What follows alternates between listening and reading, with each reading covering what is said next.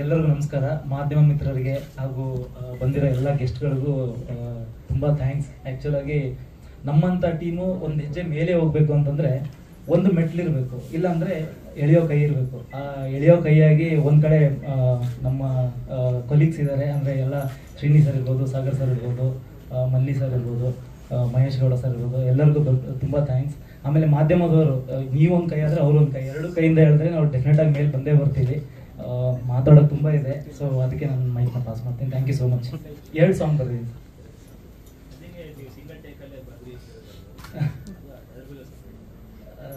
Sir. ಬರವಣಿಗೆ ಬಗ್ಗೆ ಹೇಳಬೇಕು ಅಂದರೆ ಅದು ಮೀಟ್ರ್ ಕೆಲವೊಬ್ಬರಿಗೆ ಅಂದರೆ ಈಸಿಯಾಗಿ ಸಿಗುತ್ತೆ, ನನಗೆ ಮೀಟ್ರ್ ಚೆನ್ನಾಗಿ ಸಿಗುತ್ತೆ ಅನ್ನೋ ಕಾರಣಕ್ಕೆ ಅಷ್ಟೇ ಸರ್. ಅದು ಬಿಟ್ಟರೆ ಇನ್ನೇನು ಇಲ್ಲ, ಮೀಟ್ರ್ ಚೆನ್ನಾಗಿ ಸಿಗುತ್ತೆ ನನಗೆ, ಸೊ ಹಾಗಾಗಿ ಬರ್ದಿರೋದು ಅಷ್ಟೇ. 17 ಸಾಂಗ್ ಬರ್ದಿದೆ ಸರ್. ಒಂದು 5 ರಿಲೀಸ್ ಆಗಿದೆ, ಇನ್ನು ಮುಂದೆ ಬರೋದಿದೆ.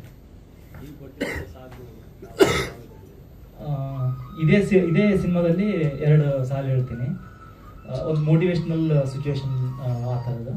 ಯಾರ್ಯಾಕೆ ಬರಬೇಕು ನೀ ನಂಬೋ ನಿನ್ನನ್ನೇ, ಕೈ ಎತ್ತಿ ಮುಗಿಯೋದು ಕಾಲು ತೊಳಿಕ ಕಲ್ಲನ್ನೇ ಅಂತ. ಸೊ ಈ ಥರದ್ದು ಒಂದು ಮೋಟಿವೇಶ್ನಲ್ ಸಾಂಗಲ್ಲಿ ಈ ಥರದ್ದು 2 ಸಾಲು ಬರುತ್ತೆ. ಇಲ್ಲ, ಪೂರ್ತಿ ಕಂಟೆಂಟ್ ಹೇಳಿದ್ರು. ಅವ್ರು ಯಾರಿಗೆ ಹೇಳಿದ್ರು ಪೂರ್ತಿ ಕಂಟೆಂಟ್ ಹೇಳ್ತಾರೆ. ಆಮೇಲೆ ತುಂಬ ಕ್ಲಾರಿಟಿಯಿಂದ ಹೇಳ್ತಾರೆ. ಅಂದರೆ ಅವ್ರು ಕ್ಲಾರಿಟಿಯಿಂದ ಹೇಳಿದಾಗಲೇ ನಾವು ಕರೆಕ್ಟಾಗಿ ಮಾಡೋದು, ಇಲ್ಲಾಂದ್ರೆ ಕನ್ಫ್ಯೂಷನಲ್ಲಿ, ಅವರು ಕನ್ಫ್ಯೂಷನ್ ಇದ್ದು ನಾವು ಕನ್ಫ್ಯೂಷನ್ ಇದ್ದರೆ ಬರೋ ಪ್ರಾಡಕ್ಟು ಕನ್ಫ್ಯೂಷನಲ್ಲೇ ಇರುತ್ತೆ. ಸೊ ಅವ್ರು ತುಂಬ ಕ್ಲಾರಿಟಿಯಿಂದ ಹೇಳ್ತಾರೆ. ಸೊ ಇದು ನನ್ನ ಫಸ್ಟ್ ಪ್ರೆಸ್ ಮೀಟು. ನನಗೆ ಗೊತ್ತಿಲ್ಲ ನಾನು ಹೆಂಗೆ ಮಾತಾಡ್ತೀನಿ ಅಂತ. ಇಫ್ ಐ ಗೋ ರಾಂಗ್ ಕ್ಷಮಿಸ್ಬಿಡಿ. ಈಗ ಫಿಲ್ಮು ಅಂದರೆ ಇದು ಚಿಲ್ಡ್ರನ್ಸ್ ಫಿಲ್ಮ್ ಆಗಿ ಒಂದು 5 ಕಥೆ ಇಟ್ಕೊಂಡು ಮಾಡಿರೋದು. ಪೆನ್ಸಿಲ್ ಅದು ಕ್ಯಾರೆಕ್ಟರಿಸ್ಟಿಕ್ಸ್ 5 ಅಂತ ನಾನೊಂದು ಪುಸ್ತಕ ಓದಿದ್ದೆ. ಒಂದೇ ಒಂದು ಪ್ಯಾರಾಗ್ರಾಫು, ಪಾಲ್ ಕೋಹಲದು ಶಾರ್ಟ್ ಸ್ಟೋರೀಸ್ ಒಂದು ಕಲೆಕ್ಷನ್ನು. ಅದರಲ್ಲಿ ಒಂದು ಪ್ಯಾರಾಗ್ರಾಫು ಪೆನ್ಸಿಲ್ದು 5 ಕ್ಯಾರೆಕ್ಟರಿಸ್ಟಿಕ್ಸ್, ಅಂದರೆ ಅದರದ್ದು 5 ಥರಗಳಲ್ಲಿ ಅದನ್ನು ನಾವು ಲೈಫ್ ಲೆಸನ್ನಿಗೆ ಮ್ಯಾಚ್ ಮಾಡ್ಬೋದು ಅಂತ. ಸೊ ಇದು ನಾನು ನೋಡ್ಬಿಟ್ಟು ಇದು ಚೆನ್ನಾಗಿದೆಯಲ್ಲ ಅಂದ್ಬಿಟ್ಟು ನನ್ನ ಫ್ರೆಂಡ್ಸಿಗೆ just put across the idea. ಅದೇ ಸಿನಿಮಾ ಆಗಿರೋದು ಇವಾಗ. ಜಸ್ಟ್ ಒಂದು ಐಡಿಯಾ ಸಿನಿಮಾ ಆಯಿತು. ಅದನ್ನು 5 ಕಥೆಯಾಗಿ, ಸಿನ್ಸ್ ಇಟ್ ಇಸ್ ಪೆನ್ಸಿಲ್, ನನಗೆ ಮಕ್ಕಳು ಇಟ್ಕೊಂಡೇ ಮಾಡೋಣ, ಆನೆಸ್ಟ್ ಆಗಿರುತ್ತೆ ಅಂತ ಅನ್ನಿಸ್ತು. ಸೊ ಮಕ್ಕಳನ್ನ ಇಟ್ಕೊಂಡು ಮಾಡಿದ ಸಿನಿಮಾ. ಸೊ ಹಾಗೆ ಇದು ಚಿಲ್ಡ್ರನ್ಸ್ ಫಿಲ್ಮ್ ಆಯಿತು. ನನಗೆ ಅಂದರೆ ಈಗ ಇದರಲ್ಲಿ ಒಂದು ಕಾನ್ಸೆಪ್ಟ್ ಇದೆ. ಪೆನ್ಸಿಲಲ್ಲಿ ಒಂದು ಕ್ಯಾರೆಕ್ಟರಿಸ್ಟಿಕ್ ಏನು ಅಂದರೆ, ಒಂದು ಕೈ ಪೆನ್ಸಿಲ್ ಏನು ಮಾಡಬೇಕಂದ್ರೂ ಒಂದು ಕೈ ಪೆನ್ಸಿಲ್ ಇಟ್ಕೊಂಡಿರುತ್ತೆ ಅಂತ.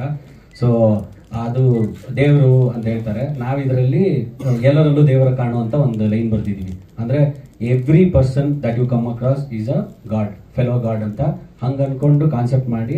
ಸೊ ಅದಕ್ಕೆ ಈ ಚಿಕ್ಕ ಮಕ್ಕಳ ಜೊತೆಯಲ್ಲಿ ಒಂದೊಂದು ಕ್ಯಾಟಲಿಸ್ಟ್ ಆಗಿ ಒಂದು ಅಡಲ್ಟ್ ಪ್ರೊಟ್ಯಾಗನಿಸ್ಟ್ಗಳನ್ನೂ ಇಂಟ್ರಡ್ಯೂಸ್ ಮಾಡಿದ್ದೀವಿ. ಅದ್ರಲ್ಲಿ ಮಹೇಂದ್ರ ಗೌಡರು, ಸಂಜು, ಸೌಮ್ಯ ಜಗನ್ಮೂರ್ತಿ ಅಂತ ಅವ್ರು ಬಂದಿಲ್ಲ.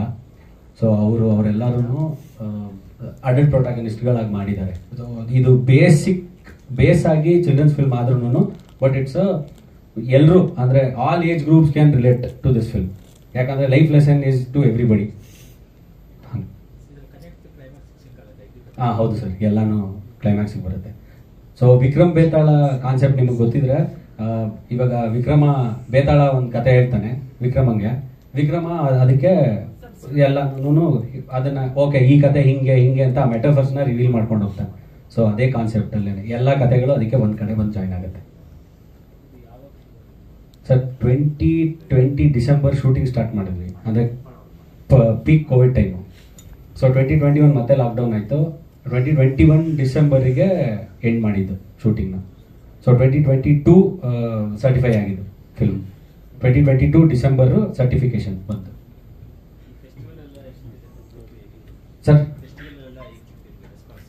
ಸರ್ ಫೆಸ್ಟಿವಲ್ ರೆಸ್ಪಾನ್ಸ್ ಎಲ್ಲ ಚೆನ್ನಾಗೇ ಇತ್ತು ಸರ್. ಅಂದರೆ ಕೆಲವು ಫೆಸ್ಟಿವಲ್ಸು ಸಿಕ್ಕಾಪಟ್ಟೆ ಒಳ್ಳೆ ರೆಸ್ಪಾನ್ಸು, ಕೆಲವು ಲೂಪ್ ಒಂದೊಂದು ಓಕೆ ಆಗಿತ್ತು. ಬಟ್ ಒಂದೊಂದು ಸಿಕ್ಕಾಪಟ್ಟೆ ಚೆನ್ನಾಗಿತ್ತು. ಮೆಲ್ಬರ್ನ್ದು ಸಿಕ್ಕಾಪಟ್ಟೆ ಚೆನ್ನಾಗಿತ್ತು ಅಲ್ಲಿ ರೆಸ್ಪಾನ್ಸ್. ಅಂದರೆ ಮೆಲ್ಬರ್ನಿಂದ ನನಗೆ ಫೆಸ್ಟಿವಲ್ ಆರ್ಗನೈಸರ್ಸ್ ತುಂಬ ಜನ ಮೆಸೇಜ್ ಮಾಡಿದ್ರು, ಸಕ್ಕತ್ತಾಗಿದೆ ಈ ಫಿಲಮು ಅಂತ. ಬಟ್ ಅಲ್ಲಿ ರೀಸೆನ್ಸರ್ ಮಾಡಬೇಕಿತ್ತು, ಯಾಕಂದರೆ ಮುಸ್ಲಿಂ ಹುಡುಗಂದೊಂದು ಕತೆ ಇತ್ತು. ಸೊ ಅಲ್ಲಿಂದು ಸರ್ಟಿಫಿಕೇಶನ್ ಪ್ರಕಾರ ರೀಸೆನ್ಸರ್ ಮಾಡಿ ಅಲ್ಲಿ ಸ್ಕ್ರೀನ್ ಮಾಡಿದ್ರು. ಮಾಡಿದ್ವಿ, ಸೆಲೆಕ್ಟ್ ಆಗಲಿಲ್ಲ ಸರ್. ಇಲ್ಲ ಸರ್, ರೀಸನ್ ಎಲ್ಲಿ ಕೊಡ್ತಾರೆ ಸರ್? ನಮ್ಮ ಧ್ವನಿ ಅವರು ರೀಚ್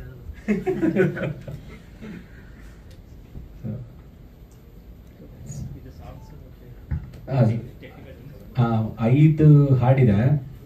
ಸಿನ್ಸ್ ನಾವು ಪ್ರೊಡಕ್ಷನ್ ಡಿಸೈನ್, ನಾನು ಆರ್ಟ್ ಫಿಲ್ಮ್ಸ್ ಮಾಡ್ತಿದ್ದಕ್ಕೆ ಪ್ರೊಡಕ್ಷನ್ ಡಿಸೈನಲ್ಲಿ ನಾವೇ ಪ್ರೊಡಕ್ಷನ್ ಡಿಸೈನ್ ಎಲ್ಲ ನಾವೇ ಮಾಡ್ಕೊಂಡಿದ್ದೀವಿ, ಆರ್ಟ್ ಅದೆಲ್ಲ. DOP ಸುನಿಲ್ ಅಂತ, ಅವನು ನನ್ನ ಜೊತೆ ಆರ್ಟ್ ಫಿಲ್ಮ್ಸ್ ಮಾಡ್ತಿದ್ದ, ಈಸ್ ನಾಟ್ ಹಿಯರ್ ಟುಡೇ. ಆಮೇಲೆ ಮ್ಯೂಸಿಕ್ಕು KC ಬಾಲಸಾರಂಗನ್. 5 ಹಾಡಿದೆ, 2 ಮಹೇಂದ್ರ ಗೌಡ್ರು ಬರ್ದಿದ್ದಾರೆ. ಇನ್ನು 3 ಹಾಡನ್ನ ಮಹೇಶ್ ಅಂತ ಒಬ್ರು, ಆಮೇಲೆ ಸಿಂಗಪುರಲ್ಲಿ ಒಬ್ರು ಕನ್ನಡ ಲೇಖಕಿ ಇದ್ದಾರೆ ಅನುಜಯ ಅಂತ, ಅವರು ಒಂದು 7 ನಿಮಿಷದ್ದೊಂದು ನಾವು ಇದೊಂದು ಅಟೆಂಪ್ಟ್ ಮಾಡಿದ್ವಿ ಸರ್. ಇದರಲ್ಲಿ ಒಂದು 7 ನಿಮಿಷದ್ದು ಪ್ರಾಪರ್ ಕರ್ನಾಟಿಕ್ ಕ್ಲಾಸಿಕಲ್ ಹಾಡೊಂದು ಇದೆ, ಪ್ರಾಪರ್ ಕರ್ನಾಟಿಕ್ 7 ನಿಮಿಷದ್ದು. ಅದಕ್ಕೆ ಆ ಹುಡುಗಿ ಲಿಪ್ಸಿಂಕ್ ಮಾಡಿಯಾಳೆ, ಫುಲ್ ಹಾಡ್ ಲಿಪ್ಸಿಂಕ್ ಮಾಡಿಯಾಳೆ, ಅಂದರೆ ಸ್ವರಗಳು ಸೇರಿ. ಸೊ ಅದು ಅವಳು ಅದೇ ರಿಹರ್ಸ್ ಮಾಡಿದ್ದಾಳೆ. ಅದು ಐ ಥಿಂಕ್ ಅದೊಂದು ಅಟೆಂಪ್ಟ್ ವರ್ಕ್ ಆಗುತ್ತೆ ಅಂತ. ಅದ್ರ ಲಿರಿಕ್ಸ್ ಬರೆದಿದ್ದು ಸಿಂಗಪುರಲ್ಲಿ ಒಬ್ರು ಅನುಜಯ ಅಂತ ಲಿರಿಸಿಸ್ಟ್, ಅವರು ಕವನಗಳೆಲ್ಲ ಬರೀತಿದ್ರು. ಅವ್ರು ನನಗೆ ಕಾಂಟ್ಯಾಕ್ಟ್ ಮಾಡಿ ನಾನು ಈ ಹಾಡು ಬರೀತೀನಿ ಅಂತ, ಟ್ಯೂನ್ ಆದ್ಮೇಲೆ ಹಾಡು ಬರ್ದಿದ್ದಾರೆ ಅದಕ್ಕೆ. ಸರ್ ಗ್ರಹಣ ಅಂದರೆ ಸೂರ್ಯಗ್ರಹಣ ಅಲ್ಲ ಸರ್, ಅಂದರೆ ಗ್ರಹಣ ಅಂದರೆ ಟು ಕ್ಯಾಪ್ಚರ್ ಲೈಟ್, ಛಾಯಾಗ್ರಹಣ, ಟು ಕ್ಯಾಪ್ಚರ್ ಲೈಟ್ ಅಂತ. ಸೊ ಅದಕ್ಕೆ ಬರೀ ಗ್ರಹಣ ಇಟ್ಕೊಂಡಿದ್ವಿ, we capture light film makers ಆಗಿ. ಸೊ ಅದಕ್ಕೆ ಗ್ರಹಣ ಅಂತ ಇಟ್ಟಿದ್ವಿ. Hopefully sir, thank you.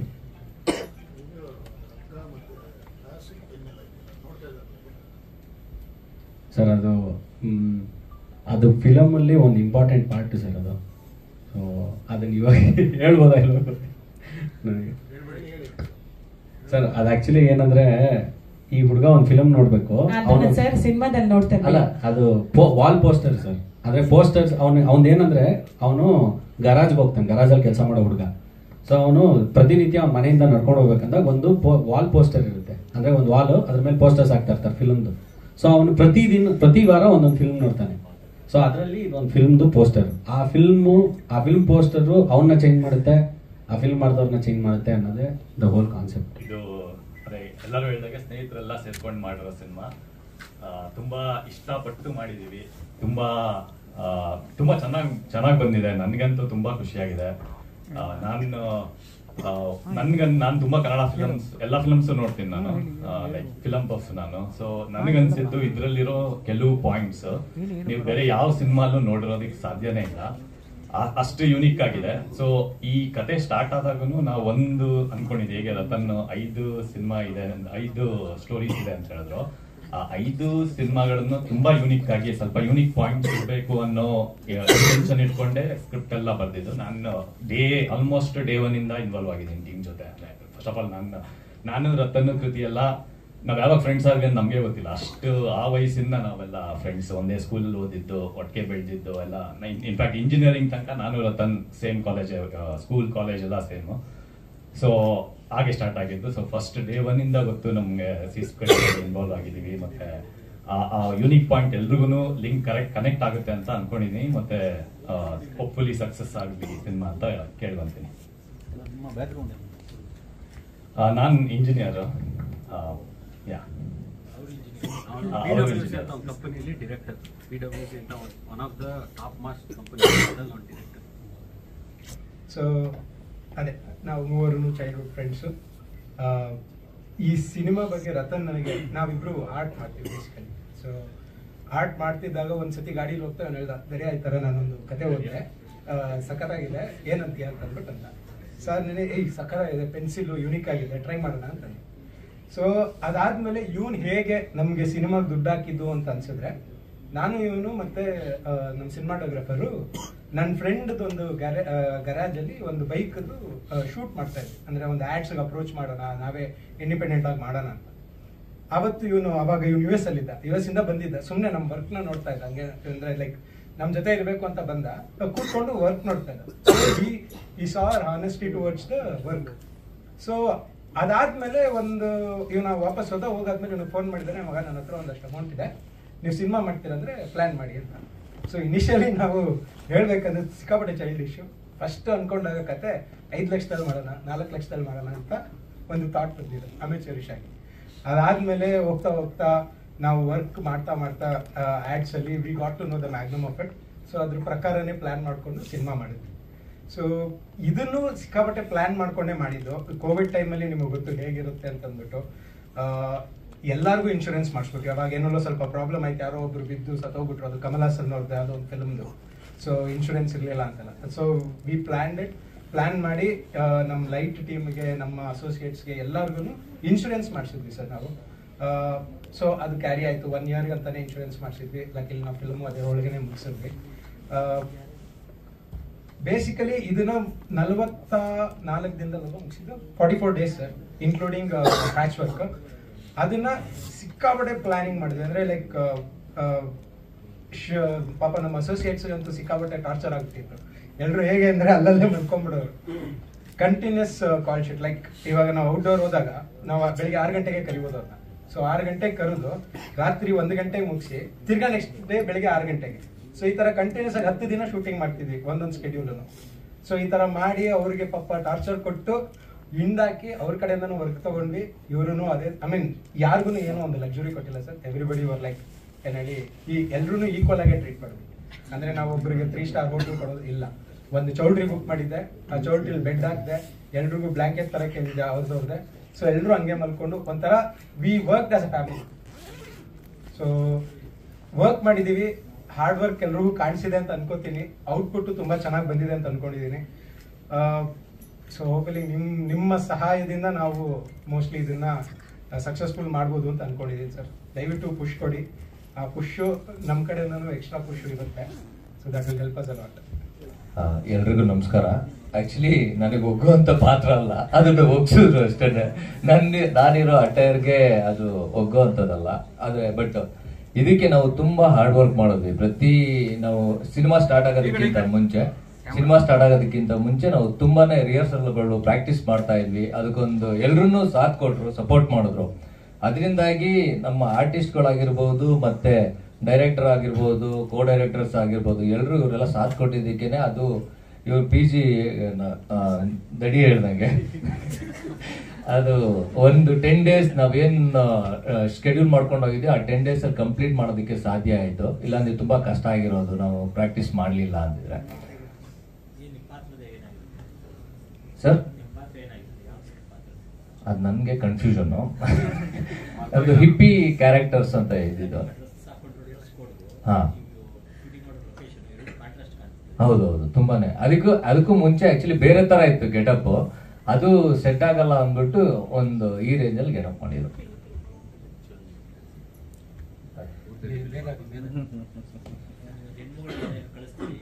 ಹಾ ಸರ್, ಇವಾಗ ನನ್ನ ಕ್ಯಾರೆಕ್ಟರ್ ಬಗ್ಗೆ ಹೇಳ್ಬೋದೇನಾ?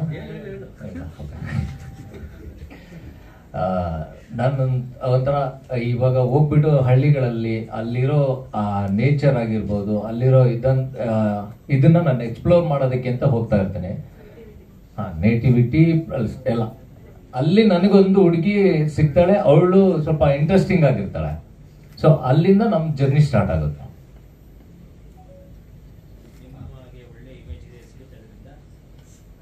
ಖಂಡಿತ ಸಿಗುತ್ತೆ ಅಂತ ಅನ್ಕೊಂಡಿದ್ ನೀವೆಲ್ಲ ಸಪೋರ್ಟ್ ಮಾಡಿದ್ರೆ. ಸರ್, ನಂದಿದು 5ನೇ ಸಿನಿಮಾ. ಚೈಲ್ಡ್ ಆರ್ಟಿಸ್ಟ್ ಅಲ್ಲ ಇವಾಗ ಸದ್ಯಕ್ಕೆ, ಬೆಳೆದ್ಬಿಟ್ಟಿದ್ದೀನಿ. ನನಗೆ ಈ ಸಿನಿಮಾ ಬಂದು ನನಗೆ 2019 ಇಂದ ಆ ಜರ್ನಿಲಿ ಇದ್ದೀನಿ. ಸೊ 2019ರಲ್ಲಿ ನಂಗೆ ರತನ್ ಸರ್ ಬಂದು ಕತೆ ಹೇಳಿದ್ರು. ಅವಾಗ ರಿಹರ್ಸಲ್ಸ್ ಅದು ಇದು ಅಂತ ಕರ್ಕೊಂಡು ಹೋಗ್ತಾರೆ. ಬಟ್ ಇನ್ನೇನು ಮಾರ್ಚ್ ಏಪ್ರಿಲ್ ಶೂಟ್ ಮಾಡೋಣ ಅಂತ ಡಿಸೈಡ್ ಮಾಡಿದಾಗ ಕೋವಿಡ್ ಬಂದು ಲಾಕ್ಡೌನ್ ಆಯಿತು. ಇನ್ಫ್ಯಾಕ್ಟ್ ಆ ಲಾಕ್ಡೌನ್ ಅಲ್ಲೂ ಗೂಗಲ್ ಝೂಮ್ ಮೀಟ್ ಅಲ್ಲಿ ಅಂದ್ರೆ ನನ್ನ ಕತೆ ಬಂದು ಹವ್ಯಕ ಕನ್ನಡದಲ್ಲಿ ಇರೋದು. ಇಟ್ಸ್ ಸಿಂಪಲ್ ಆಗಿಲ್ಲ. ಸೊ ತುಂಬಾ ಪ್ರಾಕ್ಟೀಸ್ ಮಾಡೋದಾಗ್ಲಿ, ರಿಹರ್ಸ್ ಮಾಡೋದು ತುಂಬಾ ಆಯ್ತು. ರಿಹರ್ಸಲ್ಗಂತೂ ತುಂಬಾ ಟೈಮ್ ಕೊಟ್ಟಿದ್ವಿ. ಮಾರ್ಚ್ ಇಂದ ನವೆಂಬರ್ ವರೆಗೂ ತುಂಬಾ ರಿಹರ್ಸಲ್ಸ್ ಮಾಡಿದ್ವಿ. ಲಾಕ್ಡೌನ್ ಅಲ್ಲಿ ಝೂಮ್ ಮೀಟ್ ಅಲ್ಲಾಗ್ಲಿ, ಮತ್ತೆ ಒಂದು ಲೊಕೇಶನ್ಗೆ ಹೋಗಿ ನಾವು ಎಲ್ಲ ಆಕ್ಟರ್ಸ್ಗಳು ಸೇರಿ ರಿಹರ್ಸಲ್ ಮಾಡಿ, ಏನಕ್ಕಂದ್ರೆ ಬಜೆಟ್ ಕಮ್ಮಿ ಇದ್ದಿದ್ದರಿಂದ ನಾವು ಬೇಗ ಟೇಕ್ಸ್ ಮಾಡ್ಬೇಕಿತ್ತು. ಸೊ ತುಂಬಾ ಟೈಮ್ ಇರಲಿಲ್ಲ ಆನ್ ಸ್ಪಾಟ್ ಹೋಗಿ ಮಾಡೋಕ್ಕೆ. ಸೊ ರಿಹರ್ಸಲ್ ತುಂಬಾ ಇಂಪಾರ್ಟೆಂಟ್ ಇತ್ತು. ಅದೊಂದು ಒಳ್ಳೆ ಎಕ್ಸ್ಪೀರಿಯನ್ಸ್. ನಾನು ಆಲ್ಮೋಸ್ಟ್ ಈ ಟೀಮ್ ಜೊತೆ ಒಂದು 5 years ಇಂದ ವರ್ಕ್ ಮಾಡ್ತಿದ್ದೀನಿ. ಇವ್ರದೇ ಬ್ಯಾನರ್ ಅಲ್ಲಿ ಇನ್ನೊಂದು ಸಿನಿಮಾ ಅನ್ಶು ಅಂತ ಬಂದಿತ್ತು, ಅದರಲ್ಲೂ ಅಸಿಸ್ಟೆಂಟ್ ಡೈರೆಕ್ಟರ್ ಆಗಿ ಕೆಲಸ ಮಾಡಿದ್ದೆ. ಸೊ ಈ ಸಿನಿಮಾ ಜೊತೆ ನನಗೆ ಆಲ್ಮೋಸ್ಟ್ ಈ ಸಿನಿಮಾ ಟೀಮ್ ಜೊತೆ 6 ವರ್ಷದಿಂದ ನನಗೆ ಪರಿಚಯ. ಮತ್ತೆ ಸಿನಿಮಾ ಬಗ್ಗೆ ಹೇಳ್ಬೇಕಂದ್ರೆ ನನ್ನ ಕ್ಯಾರೆಕ್ಟರ್ ಹೆಸರು ಬಂದು ರವೀಶಾ ಅಂತ. ಅವನೊಬ್ಬ ಸಣ್ಣ ಹುಡುಗ. ಈ ಕತೆ ಬಂದು 2000 ಟೈಮ್ ಲೈನಲ್ಲಿ ಆಗಂತ ಕತೆ. ಸೊ ಆಲ್ರೆಡಿ ಈ ಸಿನಿಮಾನ ನಾವು ಎಷ್ಟೊಂದು ಹಳ್ಳಿಗಳಲ್ಲಿ 3 ಹಳ್ಳಿಗಳಲ್ಲಿ ಸ್ಕ್ರೀನಿಂಗ್ ಮಾಡಿದ್ದೀವಿ. ಅಲ್ಲಿ ನಮ್ಗೆ ತುಂಬಾ ಒಳ್ಳೆ ರೆಸ್ಪಾನ್ಸ್ ಬಂದಿದೆ. ಇನ್ಫ್ಯಾಕ್ಟ್ ಎಷ್ಟೊಂದು ಜನ ಮಕ್ಕಳು ತುಂಬಾ ಕೊನೆವರೆಗೂ 2.5 ಗಂಟೆ ಇಂಟ್ರೆಸ್ಟಿಂಗ್ ಆಗಿ ನೋಡಿದ್ದಾರೆ. ಸೊ ಅದರಿಂದ ನಾನು ಕಾನ್ಫಿಡೆಂಟ್ ಆಗಿ ಹೇಳ್ಬೋದು ಈ ಫಿಲಮ್ ನಿಜವಾಗ್ಲೂ ಜನ ನೋಡಿದ್ರೆ ನಿಜವಾಗ್ಲೂ ಒಂದು ಲೆವೆಲ್ ಕರ್ಕೊಂಡು ಹೋಗ್ತಾರೆ ಅಂತ. ಸೊ ಇನ್ನೊಂದೇನು ಹೇಳಕ್ ಇಷ್ಟಪಡ್ತೀನಿ ಅಂದ್ರೆ, ಒಂದ್ ಕೈಯಲ್ಲಿ ಹಿಂಗ್ ಇಟ್ಕೊಂಡ್ರೆ ಚಪ್ಪಾಳೆ ಆಗಲ್ಲ, ಇನ್ನೊಂದ್ ಕೈಯಿಂದ ಹೊಡೆದ್ರೆ ಚಪ್ಪಾಳೆ ಆಗೋದು.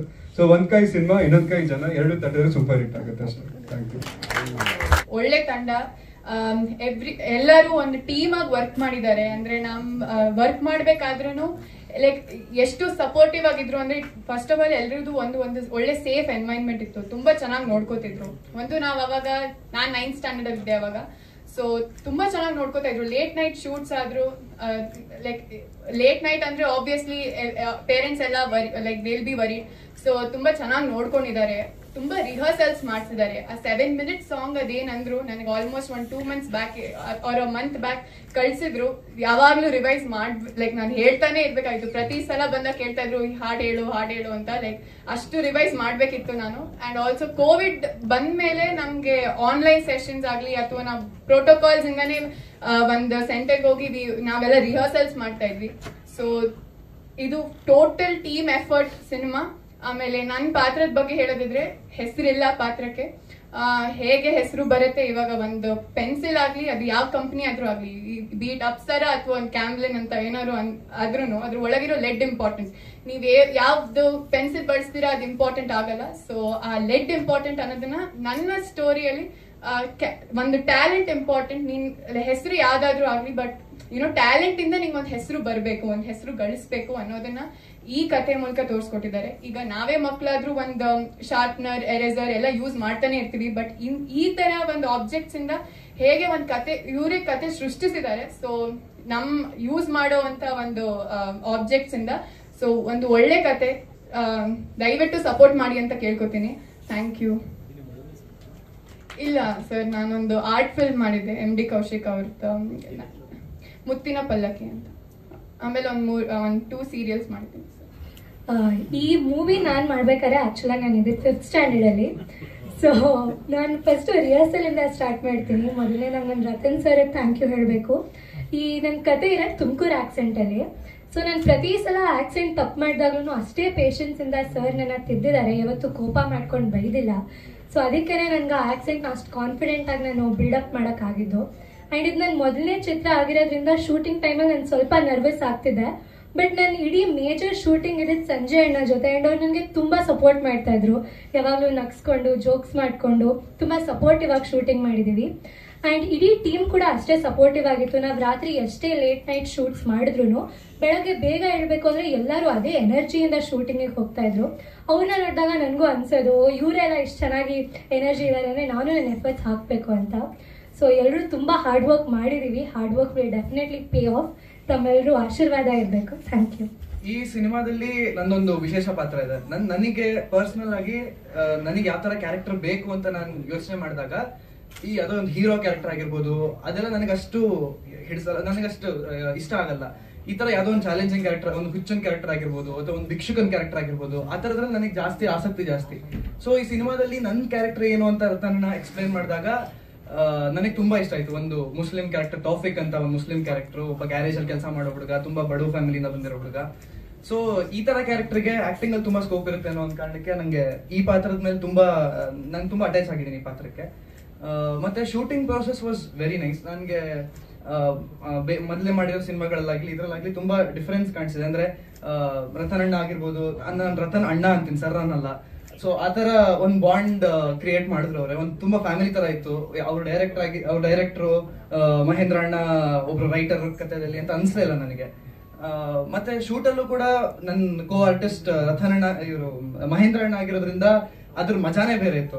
ಅವರು ಕಲಿಯೋದು ತುಂಬಾ ಇತ್ತು. ಕಲಿಯೋದು ಅಂದ್ರೆ ಇವಾಗ ಯಾವ್ದೋ ಒಂದ್ ಸೀನ್ ಅಲ್ಲಿ ಯಾವ್ದೋ ಒಂದ್ ಬಿಟ್ ಡೈಲಾಗ್ ಇಷ್ಟ ಆಗ್ತಲ್ಲ ಅಂತಂದ್ರೆ 2 ನಿಮಿಷದಲ್ಲಿ ಹೊಸ ಡೈಲಾಗ್ ತಂದು ಬಿಟ್ರು ಅವರು ಮಹೇಂದ್ರ ಅಣ್ಣ. ಅದನ್ನ ಮತ್ತೆ ರೀರೈಟು ಆಗ್ತಾ ಇರಲ್ಲ, ಅಲ್ಲೇ ಡನ್, ಅದೇ ಫಿಕ್ಸ್, ಅದನ್ನೇ ಶೂಟ್ ಮಾಡ್ಬಿಡ್ತಾ ಇದ್ವಿ.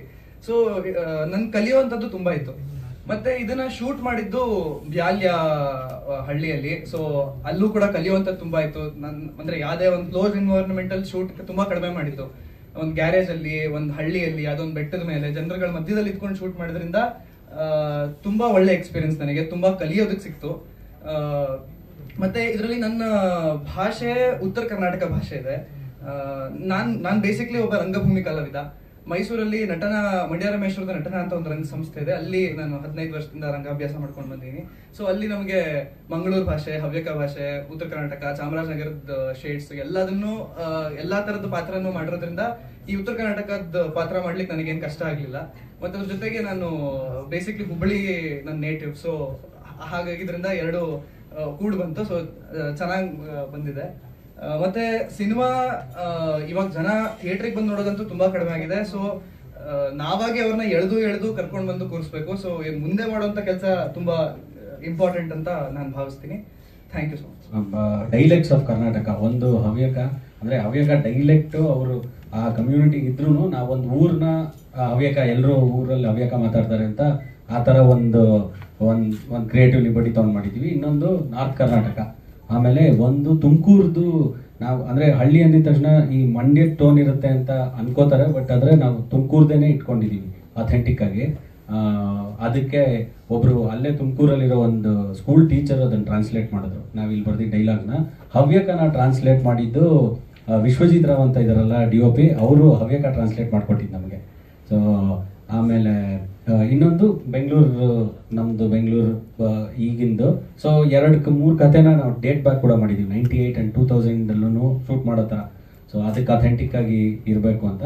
ಇನ್ನೊಂದು ಮೇನ್ ಯಾವ ಕಥೆ ಇದೆ ಅದನ್ನ ಒಂದ್ ಸ್ವಲ್ಪ ಆದಷ್ಟು ಕನ್ನಡೀಕರಣನೇ ಮಾಡಬೇಕು ಅಂತ. ಯಾವುದು ಪೆನ್ಸಿಲ್ ಅನ್ನೋ ಪದ ಮಾತ್ರ ಇಂಗ್ಲಿಷಲ್ಲಿ, ಯಾಕಂದ್ರೆ ಅದು ಡೈಲಾಗ್ ಮೀಟ್ರಿಗೆ ಸೀಸ್ ಕಡ್ಡಿ ಅಂತ ಹೇಳಿದ್ರೆ ಸರಿ ಹೋಗಲ್ಲ ಅಂತ ಪೆನ್ಸಿಲ್ ಅನ್ನೋ ಒಂದು ಪದನ ಇಂಗ್ಲಿಷಲ್ಲೇ ಬಳಸಿ ಬಾಕಿದೆಲ್ಲ ಅವ್ರು ಏನ್ ಎಕ್ಸ್ಪ್ಲೇನ್ ಮಾಡ್ತಾರೆ ಪೆನ್ಸಿಲ್ ಬಗ್ಗೆ ಅದನ್ನೆಲ್ಲಾನು ಕನ್ನಡದಲ್ಲೇ ಇಟ್ಕೊಂಡಿದೀವಿ. ಸೊ ಇದನ್ನ ಪೂರ್ತಿ ಸಿನಿಮಾ ನಾವು ಸಿಂಕ್ ಸೌಂಡ್ ಅಲ್ಲಿ ಮಾಡಿದ್ದು, ಅಂದ್ರೆ ಲೈವ್ ಸೌಂಡ್ ಮಾಡಿದೀವಿ. ಒಂದು ಬೇತಾಳಂದು ಯಾವ್ದಿದೆಯಲ್ಲ ಸರ್, ಅದು ಮೇನ್ ನರೇಟಿವ್ ಕತೆ.